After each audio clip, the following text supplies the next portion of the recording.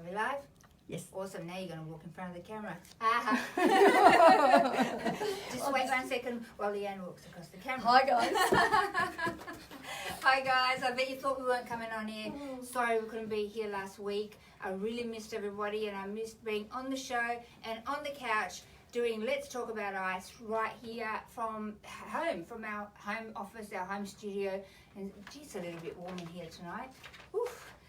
I have a very special guest, but before I introduce him, I do want to catch up on some housekeeping. So there's a few things happening that I think you should know about, and if you are in Cairns or in Mareeba, I have some dates for you to put in your calendar.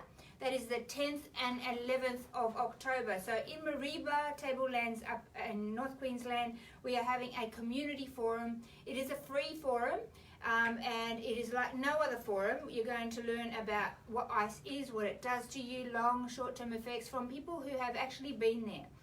We're going to provide some training for the community that's available so that you can have a conversation with somebody that you care about or in your community that is going through addiction and wanting to create a pathway out. You also will be hearing from local people who are in that area who are doing school education and working in your area to raise awareness about the dangers of the drug ice. We have a forum coming up in Cairns on the 11th. So please check out the details of where that's being held and what time and so forth. And all you need to do is click register on Eventbrite on that link of the event on our Facebook page or on our website, which is www.australianantiicecampaign.org.au. So you go to our events page and you can click on there for the event to register your name to attend. It is a free event. We do ask for a gold coin donation to help cover the costs of the event, but it is an information evening to help you and your community in relation to ice, the drug ice. Want to do a big shout out to Jimmy Poland from the Runaway Bay Seagulls who won the game a couple of weekends ago. I went to watch my first NRL game. Yes, I know. But it was so much fun, but it was a bit scary. I watched like this because Jimmy Poland is one of our presenters and we love him and he's one of the boys and I just, I'm a bit protective of my team if you know me and we watched him. He collected, or he won the man of the match. Is that how you say it? Is that best on ground? Best on ground. Was it? I think so. No, I think it was man of the match. Anyway, he won a special award, and I'm so proud of him because he's worked really, really hard. And love you, Jimmy. A big shout out and well done to all the work that you've put in to make it back up into the A grade of the Seagulls. So we're very proud, and we were there wearing our t-shirts and going, "Go Jimmy!" along with all his other fans. So well done. I want to talk to you tonight a little bit about the crowd raiser. So we're aiming at the moment between now and Christmas to raise enough money, I guess, to educate 20,000 kids, youth on the dangers of ice, alongside a reputable university who's going to be doing the evaluation on our program. And so that we can present to government a complete assessment on that evaluation. And so we have a crowd raiser in place at the moment. Somebody may send you a link. I urge you to get on board with the crowd raiser, okay? Every $10 helps us educate one youth. Our aim is to educate 20,000 youth. You can get onto my personal Facebook page and I'll be sending out invites. If you're on my Facebook and you're my friend, watch out because I'm sending you a crowd raiser page and every dollar counts. You know that I've been doing this for 5 years. Been volunteering my time. We believe in what we do. Okay, our stories make a difference out there, and we help people that are in addiction create pathways into recovery every day. And not only me, but there's many of us working in that area on the Gold Coast, and there's a whole team of people that help that to be possible. But we also have teams in Melbourne, Adelaide, Sydney, and Cairns. So if you are out there and you care about the next generation and the drug situation, specifically ice, that is a scourge in our community, here's how you can make a change. Okay, every $10 helps us educate one youth to have that evaluation and to roll out this education across Australia. So we're talking to you out there, and get onto our website if you want to help, and you can click onto the portal on how you can help. we are in the process, very early stages, okay, of organising a fight night. And I know I'm not, I'm a lover, not a fighter, and, I don't like to see people get bashed. But the reality is, it is a sport, and we are doing it in the name of the fight against ICE. Now, parents are fighting every day for the lives of their loved ones. Not just parents, but brothers are fighting for their sisters and their mothers and their brothers and fathers and people that are hurting in relation because of this drug. So it is a fight against ICE, and we are in the early stages of planning that fight night. And we are talking at the moment with Brad Vocali. He's a rev, and we are I'm putting it out there, because if you have anything to do with fighting and boxing and kickboxing, and I know my friend Ian Jacobs will want to get on board with this. We are in the early stages of putting that together, and we'd love your collaboration, because in unity we actually achieve more. Yeah, and it is about it's a community effort to change, to raise awareness, and also we're raising money out of that to help more family support. Yeah, so if that's you and you would like to help in the area, please get in contact with us. The way to do that is on our website, www.australianantiicecampaign.org.au, or you can send us a message on Facebook. So we are live on Facebook 24/7, and we do have a little chat to us now button on our website. So if you need to talk to anybody, whether it is for family support, you have a loved one that's in addiction, or you're the person that, like myself, that was in addiction, didn't know where to get help, and you've received this link and to watch this show tonight, and you want to chat to somebody, please, we urge you, click on that link and chat with us. There's somebody on the line to speak to you now and at any time. So that's really, really important. And last but not least, we're developing a brand. Nice, this is so exciting. I was on the table today looking at the t-shirts and the work boots and the bags, the gym bags, and the muscle tops, and it's called Neo, the Neo brand, and I'm putting that out there before I showcase the brand to you in a few weeks, and show you what we've got in the range. And we've got some caps and some beanies and stuff. I'm kind of putting it out there because we're looking to collaborate and work with stores, gyms, anybody that has a shop that would like to put our range out there and to help raise funds and awareness about the dangers of ICE. Please connect with us. If you have a store, if you're connected with City Beach, Billabong, Kmart, anybody that can put a range in there, it could even be a small shop that you think you could make a difference by putting a small range in there and helping us raise funds and awareness about ICE. Please connect with us. The brand is called Neo, not even once. And it's a beautiful brand, and we're in development stages, final development stages at the moment, and I look forward to coming and bringing all the stuff on here and sharing that with you. So I was really excited to see the full range today, which is really, really awesome. So keep an eye out on our Facebook. And tonight on the show, we are really, really, really privileged to have one of our new members. Technical glitch, I could hear myself over there. Weird. One of me is enough trouble, right? But we are really honoured to have now a friend and also a team member of AARC, Matthew, on the show tonight. And Matthew, thank you so much for coming. And I know it's always a little bit daunting when you go, I've got to talk about my journey, and there's so many people watching. So I really am grateful that you're here tonight. So if you want to say hello. Hello, I'm Matthew, Matt, and thank you for having me, Andrea. Oh, look, it's a real honour, because I know that it's not easy to share sometimes, but we do this, guys, because we want people to understand the dangers of ICE and what that journey was like, and the very small percentage of people that come out the other side of ICE addiction is so minimal that when we find a treasure like Matt, that we just want to love him and bring him on board, part of our family, and in unity, like I say, we make a bigger difference. So we educate youth on the dangers of ICE in high schools. We also go into workplaces into prisons, into child safety. We work with frontline workers in homelessness. We're working with St. Vinny's, with Salvation Army. We do work with police. We have worked with in Central Queensland, and it's amazing the impact that understanding what's going on in the mind of somebody that's entrapped in addiction. Once people get a grasp of that and what it's like on the other side, it's easier to work with them.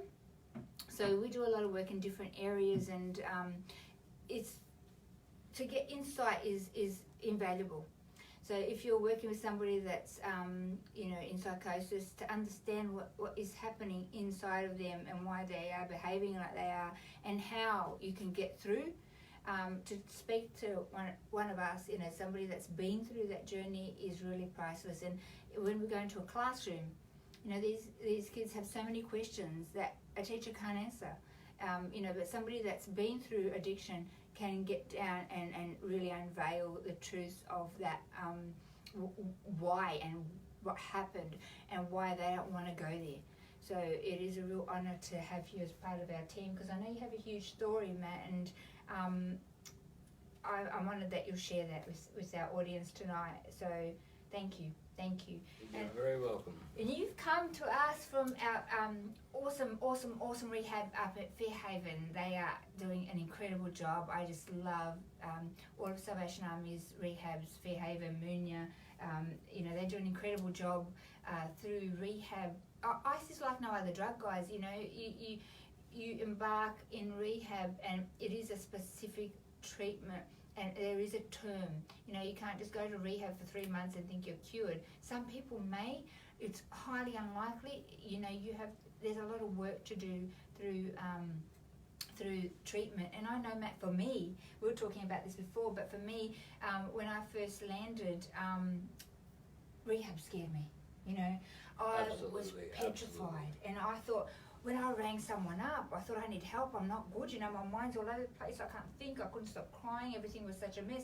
And I rang up a rehab or a helpline, I can't even remember, but they said to me I'd have to be there for 12 months and I couldn't see anybody and I couldn't have my phone, and I went, I'm not going to prison, no, ain't going there. I had no idea until later, when my brain started working, how blessed you are to go to rehab and to have the help to work through some of those issues. I didn't have that. I had to do the hard yards, and it was difficult, Absolutely. A lot of people can't afford that time out of their life. Yeah. A lot of people have commitments like children, jobs, mortgage, lots of different things. However, there is a lot of support networks available out there in the community. Yeah. I think one of the most important things is making people aware of those services and what supports out in the community that there are. That's right. Because there is a lot. Because I know for me personally, at the first part of my journey, many years ago, about 14, 15 years ago, yeah. And I was absolutely enslaved by ICE back then. And I didn't know there was a way out. I thought people just stopped. Yeah. And you probably tried to stop on your own, and that wasn't very successful. Like most of us on ICE, I could think, I don't have a problem. I can stop whenever I want, but to do it is a different thing, eh? Yeah, I couldn't. I couldn't stop on my own. I needed some sort of treatment service. Yeah. And of course, each case is different. That's right. Everybody's different. And everybody's journey of recovery is different, because we all have a different history, we all have a different past. Yeah. However, that shouldn't be a barrier whatsoever to you getting well and getting off ICE and staying off ICE. So Matt, would you do it again? Would you go to rehab again if you were, if you had to go back? Would you take that option? I would. Yeah. If I fell. Yeah. If I fell back into. Which you're not going to do. No, I embraced the rehab program. Yeah. Right. I know what I have to do just for today. Yep. I know what I have to do to maintain my recovery and staying off ice. That's awesome. And I have to remain abstinent from all drugs and That's right. alcohol. Yep. And that's the what only works. real way, isn't it, Matt, really? It is the only way when you're an addict, to embark and think that you can embark on just one drink, just one, joint, just one tablet or just one pipe. It doesn't work like that. And you have, and like myself too, I don't drink, apart from the damage that I've done to my kidneys, but, it's dangerous. It's a dangerous place to go because you start with one and that opens a doorway. And before you know it, you're thinking about that and you're going and getting that, and you end up destroying, years of rehab, and that's the saddest thing, isn't it? And I've tried manageable drinking, Yeah. thinking, I've given up the ice now, I'll just have a few drinks. Yeah. Not for me. Doesn't work. No, it could start off at a couple of beers, a week. Then 2 weeks it'll be half a carton every night. Yeah. And then within a month, find I'm using drugs again, Yeah, like yeah. ice. So what happened, Matt? Were you a drinker before, like when you started like dabbling in drugs? Because you were using other drugs before you got to ice, right? So Correct. were you drinking first? Was that like your first, I guess, addiction or first, doorway into drugs? Were you a heavy drinker? Or? To be honest, there's probably two, or probably three. When I was very young, about sort of 12, 13, I started smoking pot. Yep. Then, of course, drinking. Yep. On the weekends, or because it was cool to drink, and I was drinking with the older boys. I hung out with the older boys. Yep. Doing all sorts of things, skating and painting. Yeah. All sorts of things, little things kids do. Yep. And I did start to drink more heavy. Yep. It was towards the end of my journey at high school where I was wagging a lot of school. Although I passed, Yep. luckily, I was drinking a lot more, smoking pot every day. Yep. And that's when I found some other kids that were doing speed. Yep. And I saw the way that they were doing it, which was IV. Yep. And I thought I'll try that because Mm. I was a very experimental kid. Yeah. And I wanted to be cool. Yeah. I was doing a lot of these things, to fit in. Yeah. I didn't actually realise I was becoming a slave to living my life that way on substances. No, and you don't. And you don't realise that, you start with, a couple of joints here and there, and then a couple of pills here and there, and then, drinking, and it's just occasional, but it's just recreationally. And before you know it, you have, it has taken over, it has entrapped you in that lifestyle, and one drug leads to another, and your body actually gets immune to that substance, and you want to chase the new thing and the new experiment and the new high, and before you know it, you are on ice, and it is literally destroying every part of your being very, very quickly, and it's a horrific place to be from personal experience, And we find, Matt, that a lot of people start off that way, they start using recreational drugs, and then they build their way up into heavier drugs. But that move or that decision to try a needle, that's like huge. It was, and once I'd done it, I can't say that I regretted doing it because I just had an instant wow, Instant heat, yeah. instant change. So what were you thinking? Like, what were you thinking in terms of like, you were already using some drugs, so you weren't thinking too straight, but to like when you picked up that needle, not that a needle is any more dangerous than pill Than swallowing or smoking it. Yeah, it all does the same thing internally. It destroys your vascular system, hijacks your frontal lobe. It breaks down the neurological pathways in your brain. It affects your heart, your kidneys, your liver. It all does. It's away your muscles. It all does the same stuff inside. So it just hits quicker to the brain. if you're shooting up, right? It's actually quite interesting, my pathway into ice, if you want to talk about that. Yeah, I'd love to, yeah. I'd actually tried to stop injecting speed back in the early 2000s, and I've been doing okay, and I went around to a friend's place because music is one of my hobbies, and one of my friends was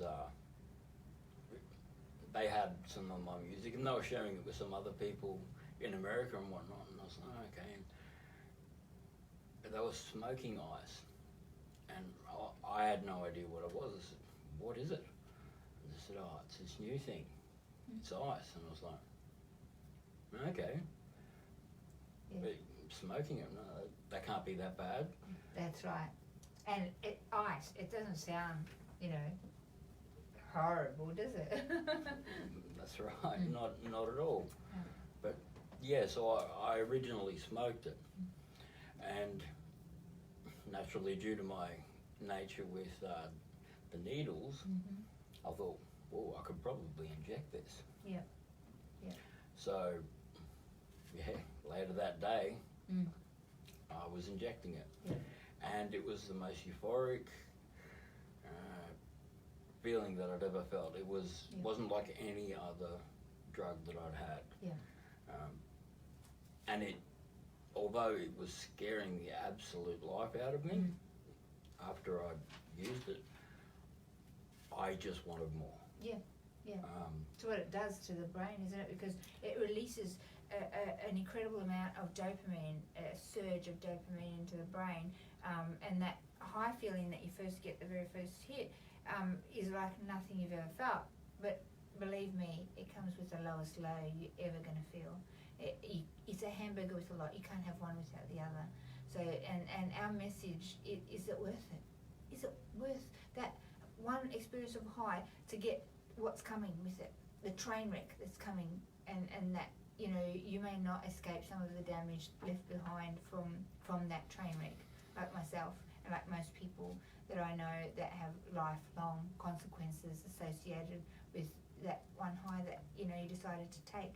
And you get a few highs, and some different people last it lasts a different length of time. The way I explain it in a classroom is that you have your first high, the euphoric feeling is here, and if this is normal, when you're coming down, you kind of get anxiety, you get a bit off colour, it's like, oh, I don't know if I want to do that again, that was just, what did I do that for? And then you'll do it again, but the high's not so high, but the come down is even lower. And then the next time, you kind of, like that, what was that? That was not good stuff, because I didn't get that high, but the come down is like lower. Before you know it, you are entrapped in what you think is normal, or just under normal, to the downward spiral of depression, anxiety, psychosis, paranoia, and you're seeing things that aren't there, you're hearing. Okay, somebody's Commercial calling break. me in the middle of a show. Just make sure that we're still live. Yes, you I'd are. appreciate it if people don't call me in the middle of a show. Most people that know me know that I'm doing Let's Talk About Ice live on the couch on Thursday night. So guys, please don't call me at 7 p.m. on Thursday night. So the low that you get and that downward entrapment, you're sitting here in, depression, psychosis, suicide, anxiety, paranoia, and it's a horrific place to live, and you get this so quickly, and a lot of suicide and mental health issues are happening today, Matt, because people are not coping with that, being in that place, and the purity of the substance, if you want to call it substance, I call it poison, that's out there on our streets today is, up to 90% impurity. Now what that means is not that it's any purer or better. I know that the word purity seems to, give us the idea that it's purer. No, it means concentration. They refer to it as purity, but it's concentration. And what that means is that a concentrated amount is stronger. And straight away, it hijacks the brain. Straight away, it takes over the frontal lobe, where you can't think, make logic, rational decisions for yourself anymore. The midbrain's taken over, the neurological pathways are being broken down, dopamine's depleted, serotonin's depleted, and you are a time bomb waiting, to explode. And that you don't know how to get out. I don't know about you, but I didn't know how to get out. Absolutely, Yeah, it was absolutely. horrific, isn't it? And it was like, who can I talk to? I can't talk to anyone about this. Yeah. You know, Yeah. they won't understand. Yeah. You know, yeah, I felt so alone. Yeah. Even though I did my best to try and well, survive, basically. Yeah. I tried to be normal. I had I remember when I did have pretty quite severe psychosis. I had jobs and whatnot through my psychosis, but I couldn't tell anyone about anything. What was going on? Wait, so you were working at the time? Like you had different jobs? Were you doing gigging or? No, that was a job I was delivering some spare parts. Yep, Just so it you was were- in between mining projects, that one. Wow. But- And you were trying to sustain a job and using it at the same time full time? Were you using like every day? Yes. Yeah. How yes. long was it quick that you I- started using every day? I or? couldn't. Oh, absolutely. Well, with that part of my life, the job didn't last long. Yeah. I couldn't maintain the facade that everything was okay. Yep. And I had to just spend all of my time focusing on the drug use. That's what happens, isn't it? And I was in a real deep pit of hell, basically. I couldn't, all of my close friends I couldn't speak to. Yeah. A lot of them tried to reach out and whatnot. I was paranoid, scared. I had a hell of a lot of irrational beliefs. Like what, Matt? Like, tell the people at home, like, what psychosis, like, what kind of things happened to you? Like, what was going on in here for Matt? Just so we can get that, paint a picture. People out Okay. there that might be thinking about trying, you know, ice or, you know, some substance has been offered. I want you to hear this, and I want you to hear Okay. what was going on, you know? What it did for me at a certain point,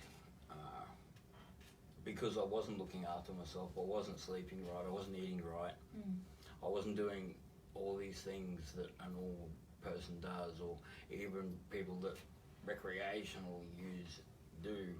I couldn't do any of those things. Basically, I was in a world of, how do you say? I've often called it the Truman Show.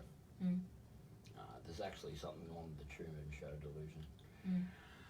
But basically, how to best say it?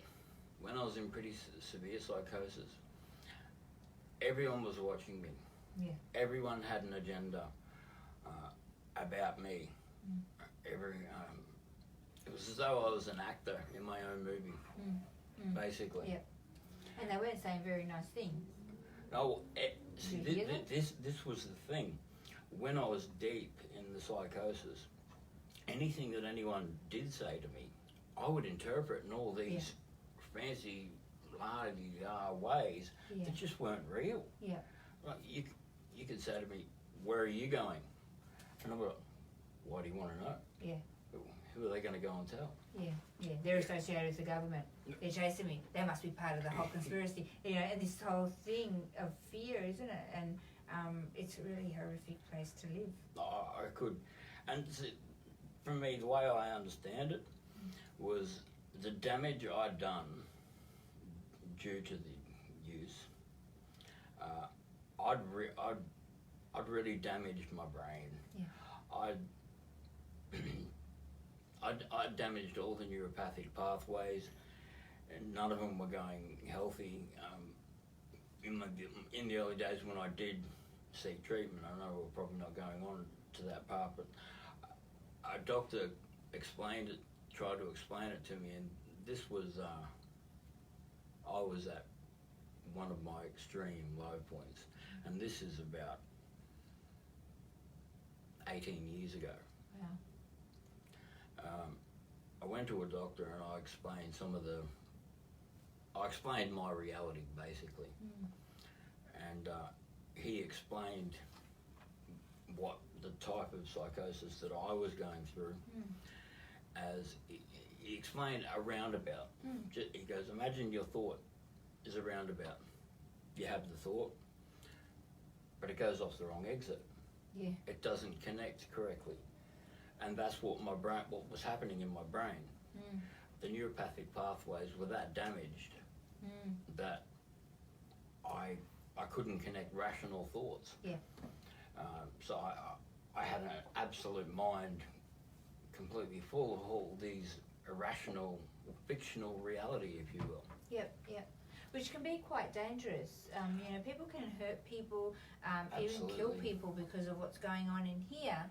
And it's totally irrational, it's totally not real, but in their mind it is, and I get really sad when I see, things happen out there, and sure, people have choice not to touch this drug, but it comes to you in such a manner that is so facade, it's a facade, and it's introduced usually by somebody that says, you trust me, don't you?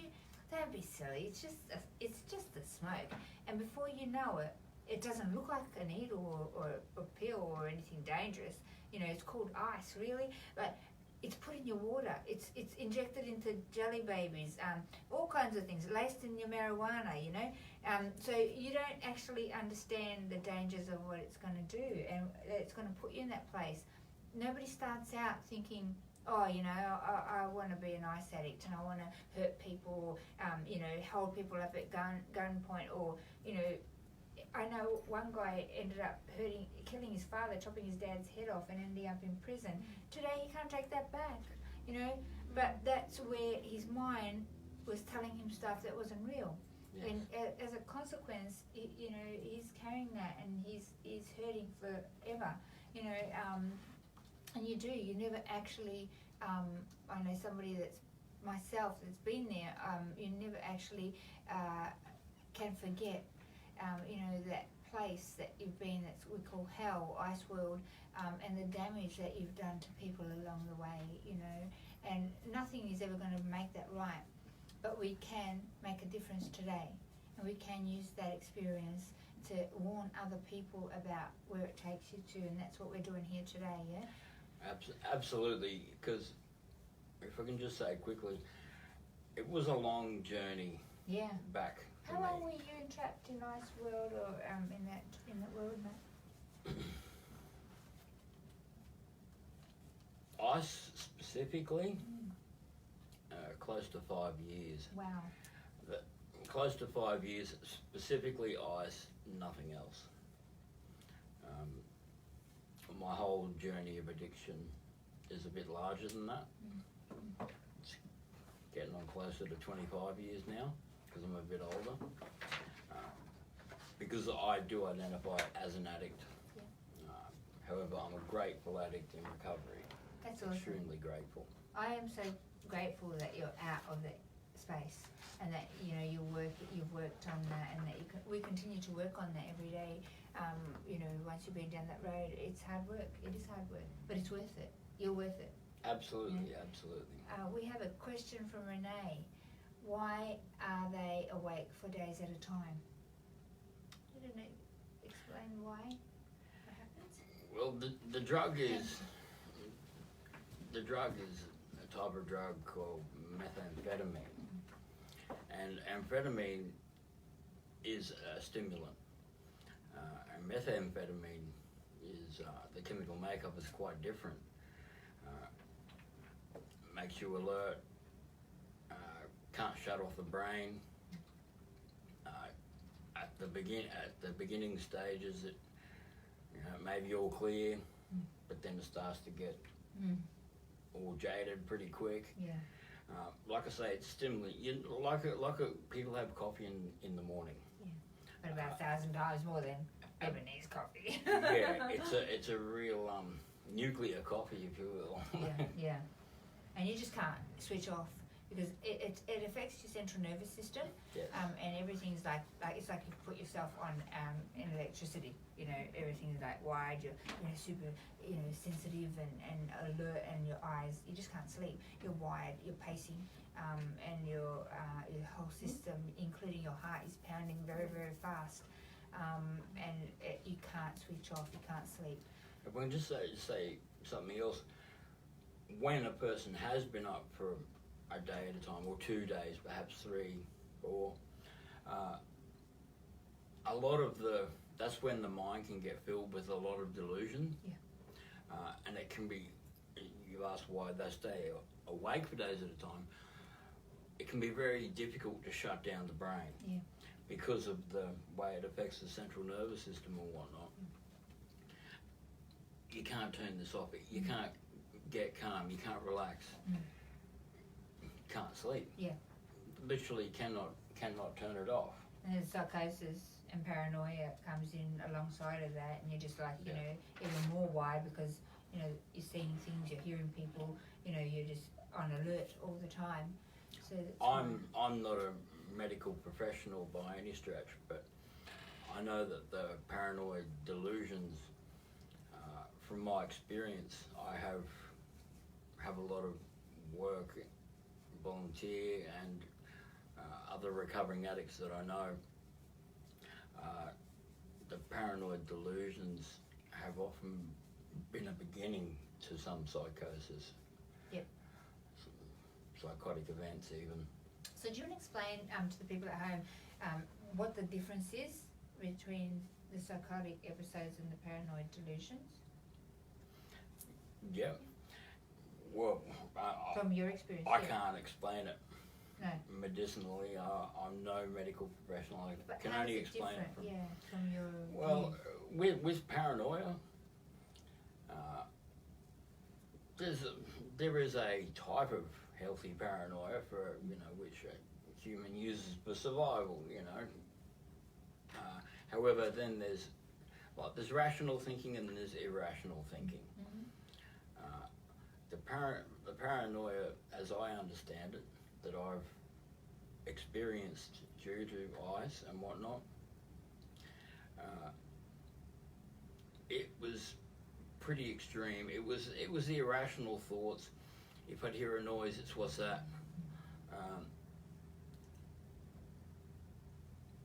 If I got a call from a private number, who's that? Or a number that I didn't know, who's that? Why are they calling you? Yeah.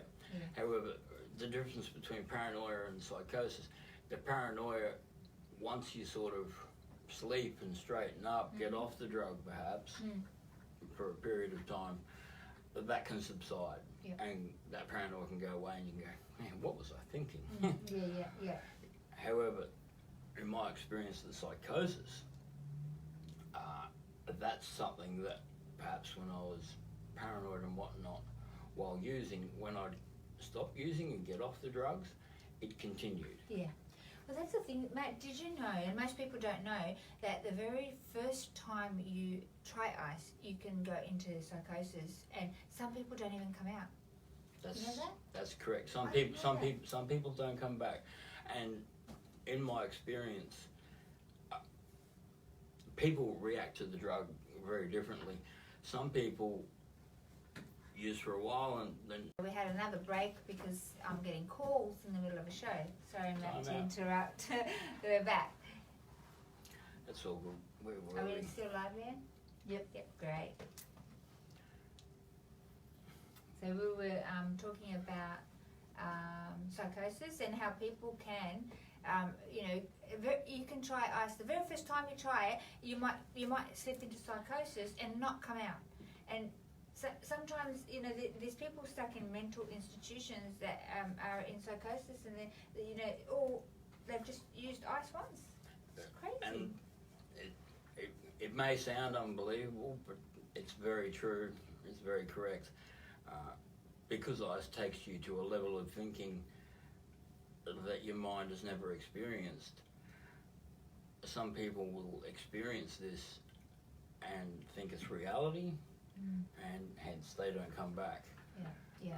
We're very blessed to be here and to have the capacity to, I don't know what normal is, but to be normal, and not be in that place where we've been, where you're hearing, people yelling and talking and, voices are telling you to do things, and you're seeing people and, people are chasing you, and all of that scary, fearful place, you know. Well, I think both you and I, Andrea, we are very fortunate to have come back from chronic ice addiction. Yeah. To be able to sit here, even though it's taken both of us time to get right here, right now. Yeah. Healthy minded, thank you. Yeah. And to be able to convey this message. Yeah. We haven't been, although we've been absolutely affected, we're lucky enough to be sitting here without severe brain damage, Yes. essentially. That's right. We have, I know I can only speak for me, I've damaged my body somewhat. Yeah. I've had some accidents, I've broken my back twice, my neck once. Wow. Is this through addiction? Through addiction, yes. Wow. What did you do? Once I got cleaned up by a car. Broke my neck and my lower back. And another time I had a fall. I've been up for days. You know, there you go, I've been up for days. Yeah. I'd been up for days. I wasn't thinking clearly. And I had a fall and broke my back in half. Wow. So you're really blessed to be alive. I'm blessed to be walking. Yeah. When I was in a coma from being hit by a car on my motorbike, they didn't think I'd see again, Wow. and they didn't think I'd walk again. And I was in a coma for just under 48 hours, and clinically died Wow. that time. Was that what changed your life, or did you continue to use after that, Matt? That was in 2005 after I did my first rehab, which I know I haven't shared much on that story, Yeah. but it was a big wake up call for me, and I didn't go back to using ice directly at that time, but I did start drinking, thinking it was okay to drink, which of course it wasn't. Because that led me back to ice. Yeah. And that's what I worry about, you know. Some of people in recovery think, oh, no, we're only having a few beers. You don't realise one thing leads to another. And Matt is an example here of what I talk about to people in recovery. Don't go there, guys. Don't go there. There's no need for it. You know, you're opening a doorway that you may never be able to turn back. You know, and I know that in Ice World, perception and you driving. I did a lot of driving in Ice World, and you can't measure distance or time, and perception while you're on the road is not real.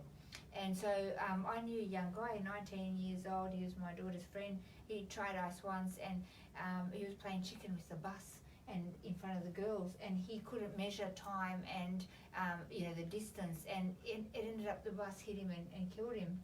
A beautiful young man, it was a beautiful New Zealander family, and there was once, And that can be one of the great problems with the drug, is the simple fact that the delusions the drug creates in these essentially fictional realities that we live and believe is real on the drug. Those sort of things happen. It's sometimes a great fantasy world. Yeah, it is. And it's very dangerous, because the actions of a person on ice can be dangerous, and not only the effects can be great. The consequential thinking goes out the window. In a lot of the time, you can't. How do you say? Your actions can't be guaranteed. No, well, you're not thinking for yourself. The drug's taken over. Yeah. So tell me, you relapsed. You went into recovery, and then you relapsed. And how long did that recovery last for? What was that window like? The recovery lasted about. Although I had a lapse, the recovery, I managed to get a year a year up initially. And then you came out and of rehab, presumably, in recovery? Yes. Went to rehab. And then you came out and you went back into the same group of people that you were using with before? I did. I didn't, although a lot of them were good friends, Yeah. they were still using, Yeah. hence they were dangerous. I understand and I look very differently at my previous actions. I still love all my friends that, you know, that using that, but I can't talk to them or associate with them for the fact that it's putting me in harm's way. High risk, very high risk. And is the price worth it? You know, that you do end up going there. You know, as much as you think you're not going to, it doesn't matter. I'm strong enough. Eventually, you'll lapse. It just takes that one, you know, place to be in that emotional state, or something's happened, and you will end up lapsing. So avoid it. Avoid the situation, you know, and try not to put yourself in a place where you've opened a doorway. You know? Absolutely, because we have a saying in one of the support groups that I go to: people, places, and things. Okay. You know, old associates, old people, old places you used to hang out, or dealers can't go around and deal. Yeah, I've got nothing now. I'm doing really well. How you going? Yeah. Sit in a barber's chair long enough, you're going to get a haircut. Yeah, that's so true. Know, and things that remind us. That's direct- really good. Yeah, thank you for sharing that, because it I haven't helps. heard that before. Yeah. Okay. I know that when I've been to Melbourne, a lot of our Melbourne team will vouch for this. You know, I've been to places or in particular situations, and I have flashbacks. You know, and I'm like, oh, you know, would somebody live in the same space and friends and you know, associates without feeling the pain of that action and wanting that pain to go, so you just kind of pick up again, you know. That's the trap there, you know. So after you relapsed the first time, what happened? How long were you relapsed for, and how did you get out again? Well, it's a pretty big journey. Yeah. How long you got? we'll go the brief G-rated version. Yep. I relapsed, and I'm not going to state specific years. I relapsed. I started drinking, having a couple of weeks. Yeah, I'll be okay a couple of weeks, because I wanted to be normal. I wanted to, you know, people get home from work and have a glass of wine or a couple of beers. I wanted to be normal. Go to parties, you know, drink with your mates. That's just what. That's right. However, after a few weeks, you know, a couple of weeks, it'd be half a carton every night. Maybe after a month, I'm onto spirits. Generally, when I reach, you know, the spirits, your rum, bourbon, all that sort of thing, that's when I'm going, oh yeah, I'd like to go higher. Yeah. And before I know it, I'm using drugs. Yeah. So how long were you using again before you said, no, I've got to stop this, I've got to go back into rehab? It was generally when my life was starting to fall apart. Yeah. I had a head full of recovery. I had a head full of knowledge, knowing that what I was doing wasn't right. Yep. So at this stage, I knew there was a way out. Yep. And I believe support, you know, making people aware of the ways to get out of addiction. I think that's something that needs to be worked on in society. Absolutely, and that's what we do at AARC, because we help people create a pathway out into recovery. So if we're talking to you and you are that person that is using and you've had enough and you want to change, okay, because the end of that result is three things. You're going to end up either in prison with mental health and physical, you know, injuries for the rest of your life, or you're going to end up dead. And that is the end result for ice addiction. And so if we're talking to you and you're hearing this message and it's touching you and you want to change your life but you don't know how, please, we want to help you. We've done it and we can help you create a pathway into recovery. It is Absolutely. possible, even after long-term use, as Matt's saying. You know, for me it was a 2-year, very hard-hitting, fast, you know, drag into hell, where I almost got out by the hair on my teeth. If there's any hair on our teeth, but that's the saying. You know, I just got out alive, not unscarred, but you know, we've got people that have been 21 years in addiction of all drugs, all types of drugs, and they come out. So we know how to make that transition. We want to help you. We want to help you, because I didn't think I'd get out. I thought I was going to die like that. I'm sure you did too, Matt. Well, one of the things I thought for many years, one of the hardest things, because I'm abstinent of all drugs. I can't drink, I can't do any drugs. You can, but you don't. You choose not to. Well, I can, but I know where they lead me. Yeah, that's right. And also know that I can't stop. Mhm. Generally until I hit rock bottom. And that's not a nice place. What's rock bottom?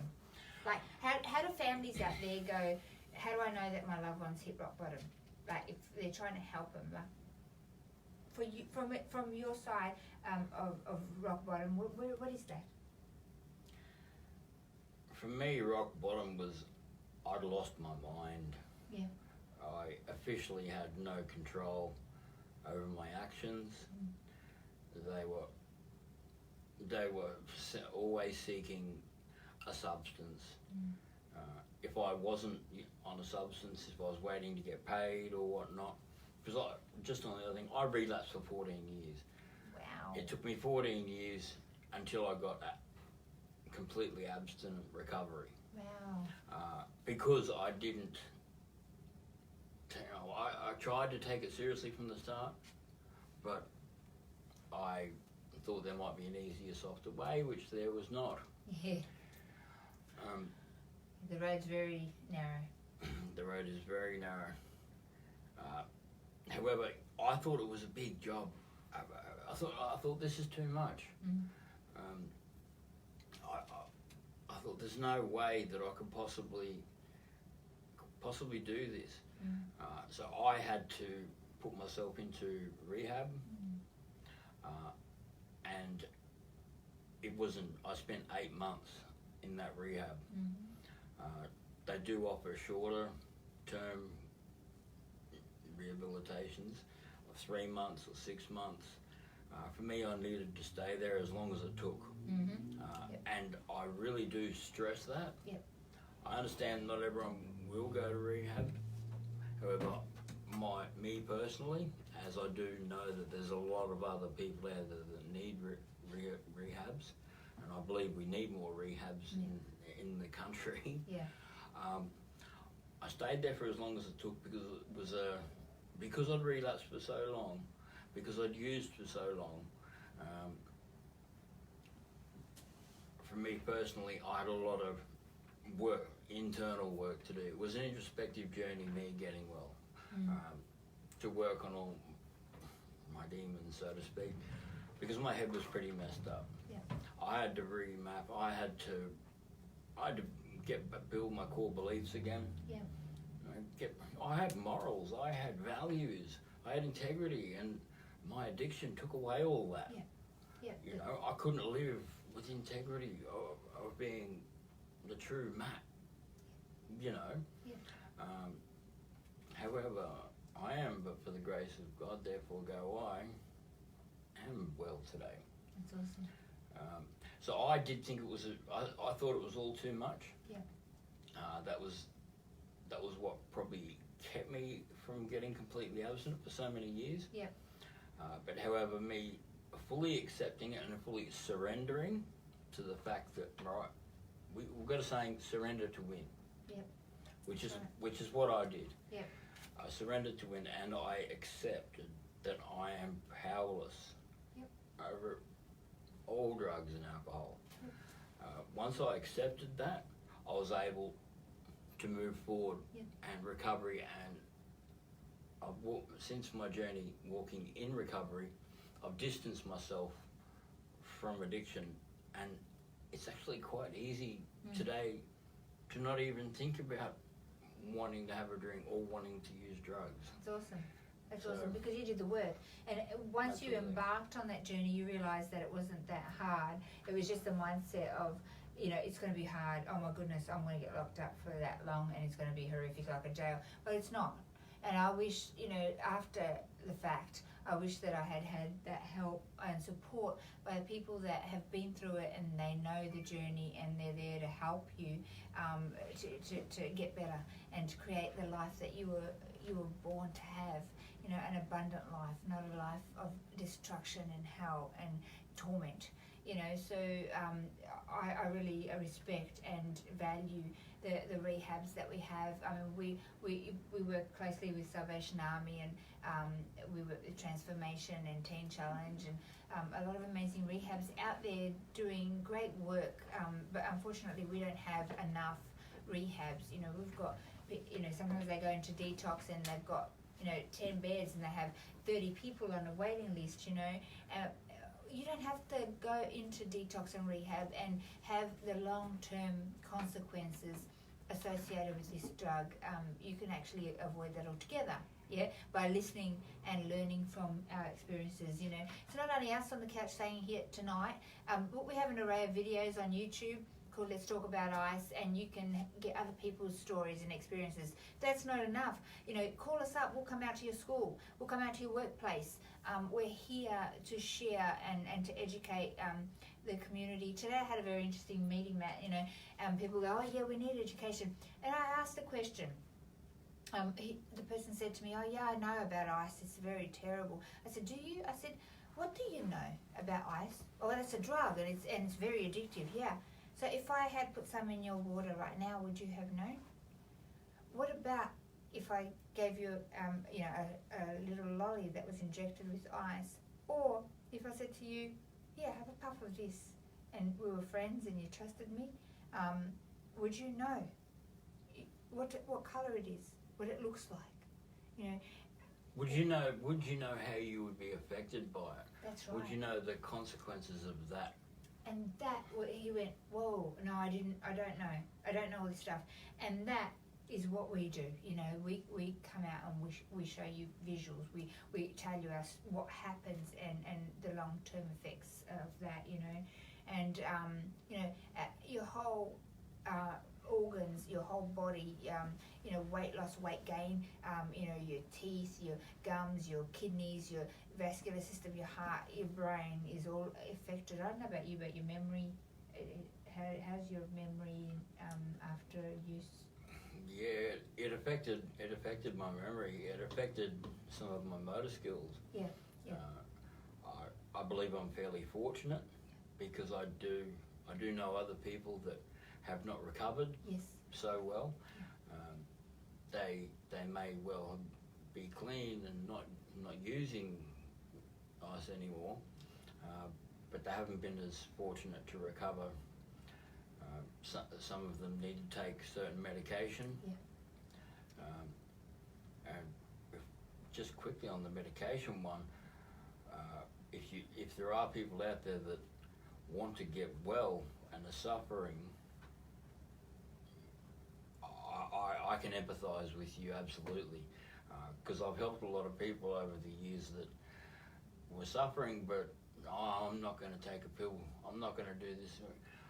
My suggestion to that, you may benefit from taking medication prescribed by a psychiatrist or a treating professional, not by your friends, by a treating professional. You may only have to use it for a short period of time. It's like a crutch, you know. I talk about it. You might need, you know, you got a headache. You're going to take, you know, a crutch till you can rest that head and then get back up on your own strengths. Yeah. So medication is a crutch. All medication and all drugs have side effects. So be aware that, you know, not only ice. We're talking about ice tonight, but all drugs have side effects. Some more than others. Some, you know, marijuana in itself have, you know, schizophrenia side effects. Long-term use, that's what happens. You know, it does kill brain cells. Psychosis, yeah. And, you know, all drugs have side effects, even medication that's prescribed by your doctor. But if Absolutely. you need a medication for a crutch for a minute, yeah, absolutely. You know, under prescription and under observation and treatment, it is not you know, out of the question. Yeah, So yeah, because a lot of people who I've been associated with over the years, some have got well, not utilising anything like that, just Yep. healthy eating, exercise, attending support groups, talking to friends about it. It's very important to talk to your friends and family who are supportive of you getting well. Yep, absolutely. Because and that's one thing I can say from a person who's been addicted side of things. For me, I didn't know who my supports were initially, and until I started to reach out, and that can be one of the hardest things initially to do. So if there's anyone out there who's worried about someone who is affected by ice, reach out with empathy. Reach out, just say, how are you doing? You know, and maybe start the conversation gently. We about actually have some training. If you're not sure how to help somebody that may be in addiction and you care about them, we have some training on our webpage. Optimal Health Group have put together a video, a training video, and it's 2 hours. And you, what's it called, Leanne? Sammy Brief. Yeah. So it's a brief intervention training, and it's called SAMI, and you can click on that, and it takes you to that portal, and you can actually do that training, so that you can help people around you and your loved one on how to have that conversation. That's right. How do you sit down, and how do you know, get them to really pay attention that you know, this is costing them their life, and Absolutely. where's your boundaries? What's the cycle of addiction? How does that look like? When should I talk to them? What should I say? You know, Absolutely. so if you're that person, we do have some training available there. You can do it online, 2 hours, discreet, quiet. You can get the skills that you need to be able to help people around you. It can be so helpful to the person you're trying to help. Yep. If you skill yourself up Yep. with, you know, on how to approach the Yep. situation. Absolutely, and if you have an opportunity to attend a forum, we do that there live at our community forum, so that you can have those skills to do that.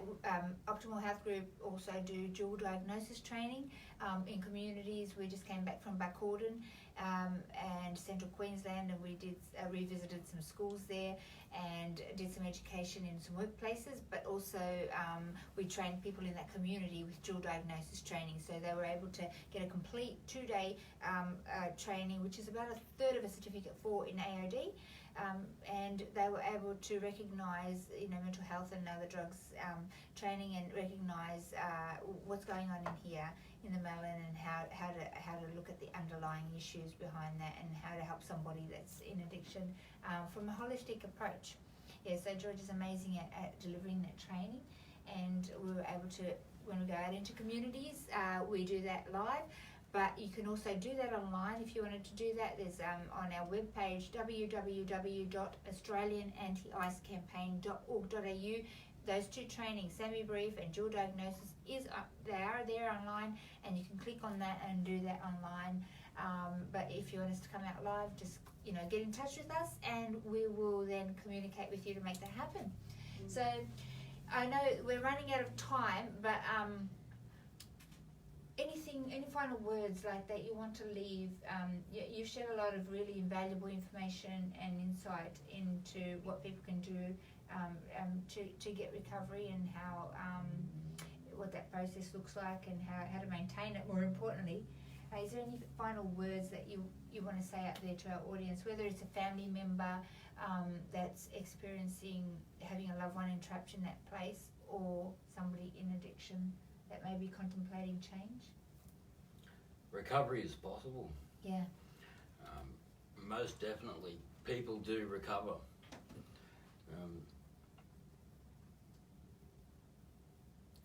And it's a process. Rome wasn't built in a day. That's right. And neither was a person's recovery. I often, on my journey of recovery, this time in complete absence, I actually quote Confucius, believe it or not. That's awesome. It doesn't matter how slow you go, as long as you don't stop. That's awesome. You know, and that is so important. Every hurdle that one thing for me that's been interesting was every hurdle that I came up against, and some of them were big, some of them drove me. I just want to escape this world, which is what I did with drugs and alcohol. Yeah. I want to escape this. Once I worked through that barrier by seeking support or writing about it, praying, lots of different things that I did do to get through that barrier, I got through it without using them. When I got to the other side in the following days, week, whatever, I go, geez, I'm glad I didn't relapse. I didn't go backwards. Because the gifts of recovery are entirely worth it. They're awesome, yeah. And the thing is, you will have trials, you will have tribulations, you will have mountains, and it is a matter of overcoming them. And we overcome them together in unity, yeah. And we hold hands and we go, we've done it. Hold hands with us, and we can help you through that process. And there are many trained people that want to be there and help, so that we connect you with those people to be able to have that professional help as well in those stages of recovery. So it is difficult. Can I make mention of AA now? Absolutely. There's a couple of fellowships that you'll probably find quite helpful if you are seeking recovery. My own father actually went and skilled himself on AA and NA, which is AA is Alcoholics Anonymous and NA is Narcotics Anonymous. Because my father couldn't understand, he sought to help me over the years, and he didn't know how. There's also CMA, Crystal Meth Anonymous. They are out there now. Yeah. There you go. Yeah. There you go. CMA. Yeah. But these support groups, you'll find these can be very valuable because we don't always have the time or whatnot to go and see a psychologist or a psychiatrist to speak with, trained professional like that. But what the fellowships of AA, CMA, NA are full of are experienced people with, in some cases, many years recovery from addiction. And they can provide you with a lot of support, guide you in the right direction. I don't know if anyone's heard of 12-step fellowships, but they are 12-step fellowships, and I highly recommend you looking further into it. It's entirely worth it. As I say, it's an introspective journey, but they are a few very powerful community support groups, and they're actually global. Yeah. AA and NA are global. I don't know about CMA, but they're global. And some of the support you'll find there, you may get more support from an AA or an NA meeting than you do speaking to a psychologist. Yep. What we do, Matt, when people connect with us is we put them on a tripod system of support. Yes. And what that looks like, guys, is you might call up and say, I want to change, I want to make better choices for my life. And the first thing we do is we get a buddy for you. Okay, our care team are on the phone, and Leanne's here online at the moment, and she does an amazing job at pouring out love to you, and she will connect you with a buddy, somebody that you can relate to, that has been through that walk before, and that will help you in the early stages of recovery. That person is called a buddy or a sponsor, or but somebody that is genuinely they don't get paid to do this. They genuinely just want to help somebody else. That's where they've been as well. So that's step one. Yeah, and that's what we do as well. So then, once you have a buddy, we connect you with your local NA, CMA, or AA group. So you do group therapy, step 2. And we connect you with a drug and alcohol counsellor. So an AOD counsellor, a psychologist, somebody that is trained in that area to be able to sit there and work out all the pieces of the puzzle.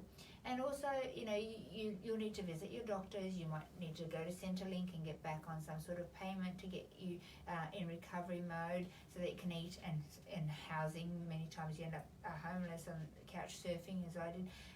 But that's your tripod system of support is the beginning. And then we work through, housing issues. We connect with St. Vinny's and Salvation Army and get food parcels and so forth to get you back on your feet, yeah, and into a place where you can start thinking.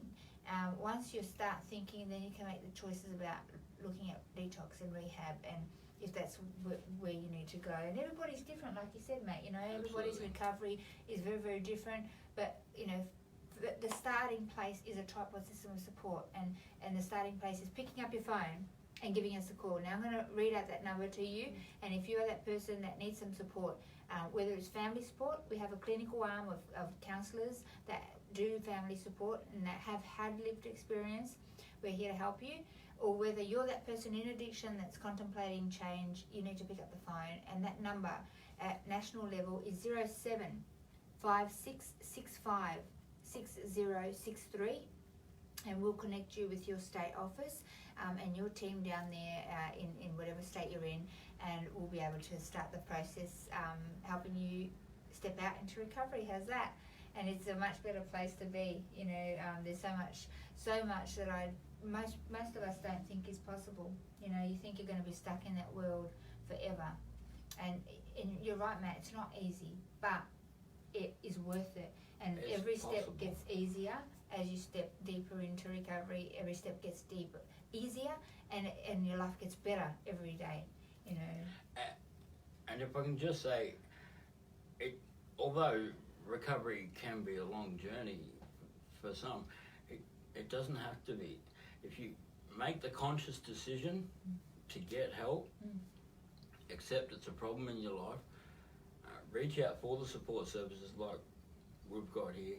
But there's something I want to say, particularly to people that may be stuck in addiction. Please don't discount the use of a detox unit. There's many around. A detox unit can really help your journey of recovery. It'll pump you full of information. It'll ease the blow getting off the drug, and it will, by the time you leave, you basically feel $1 million. And then you can make rational decisions about where you go forth from there. Not everyone will need a detox unit. However, I know some people that have been struggling to find a way out, and the detox. It was one of the biggest barriers that they came up against, because they thought, I don't need that. Yeah, that is the first step. It's accept help. Accept the help. That's right. That's awesome. Thanks, Matt. Thank you so much, Matt, for joining us today and sharing. Yeah, it's invaluable information that he shared here tonight with you. Take a look at Matt's t-shirt. Okay, if you want to get one of your t-shirts today and help the cause, stand against ICE. Not even once is our message. You can get that on our website, www.australianantiicecampaign.org.au. All proceeds go towards helping us educate more people and help and doing the work that we do, helping people out of addiction. So you can purchase them online, on PayPal, on our webpage, and yeah, we wear it proudly. Not even once. We say no to ICE. Just one little thing while I remember, I want to do a little shout out. Sorry for the close up and the wrinkles. Arbor Vitae. Arbor Vitae is a natural substance that I have taken. For those of you that are in recovery and that are struggling with memory issues, I was like huge. I couldn't remember anything, not even how to drive to work, right? So, and navigator everywhere, and people would talk to me, and 1 second later I'd forget. I still forget a lot, don't get me wrong. Yeah, I'm not 100% repaired, but this stuff has helped me a lot while I was on this. Arbor Vitae is an anti-inflammatory, but it also helps with memory. Now, there's some research on this product for Alzheimer's, people with Alzheimer's, and it's actually got some scans of the brain, and it shows the new neurological pathways being rebuilt.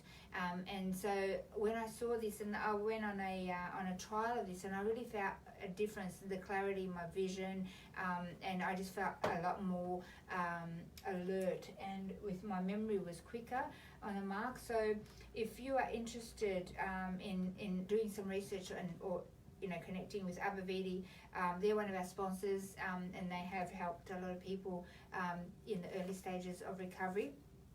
with rebuilding the memory. So Abaviti, you can call them on 1300 879 863 or contact Abaviti, www.abavite.com.au. So there's a couple of different, they're all natural, and you just drink 40 mils in the morning, 40 mils at night, and it really does help support the health system and the function of the immune system and the brain. Yeah, so yeah, it helps with memory. So there you go. I just wanted to make mention of that. We have a few different sponsors. Every so often I will plug out some of our sponsors that help us do what we do. So thanks very much. Guys, we're going to wrap up. I know it's been a long show today, but invaluable information from Matt. And don't forget, if you're in Cairns, please put those dates in your calendar, the 10th and 11th of October. I will be up there, and I love Cairns. I've got to keep away from the Crocs. And but getting that sunshine and that heat, and catching up with the team up there, and look forward to seeing you all there on the 10th and 11th of October. All right, so keep an eye on our page. We've got some special announcements coming up shortly with some of our partnerships and collaborations. So it's some very exciting news. Thank you for being online, and more importantly, I ask you to share this video tonight, because you might be watching for a second and think, oh, okay, this is not really relevant to me, but you may know somebody that may be struggling. Or what about you may not know somebody that somebody's struggling? By sharing this video, you may be able to impart invaluable information into somebody that's suffering quietly and that might need to hear what we've just had to say, and they are too embarrassed or ashamed or guilt-ridden, and they don't want to talk about it, but they may reach out for help. So I asked if you can please share this video and these videos on your Facebook page. It really is a click of a button, and it helps get the message out there. And don't forget our Give Now, our crowd raiser, that's what we call it. It's a crowd raiser to help educate 20,000 kids. So you can form a crowd raiser and get all your crowd, all your mates and everybody on there, and you can be the leader of that crowd raiser. So get in touch with us, and we will show you how you can do that. So thanks very much for watching. Much love to you all. God bless you. And our message, Matt, are you ready for this? You're going to learn our message. I didn't preempt him before. Yeah, I don't Like know this. this one word. Not. Not. You can do that at home. Not. Yep. Even. Once. Oh. That's good. You could do once, because our new Zero. brand's coming out, and it's kind of There you go. like that. Does that make sense? One. It didn't look good. One. No. Once. No. So not even once, guys. Don't touch this drug ever. It'll kill, steal, and destroy your life. Okay, we love you lots. We'll see you next week. Life is precious. Bye. Bye. Bye.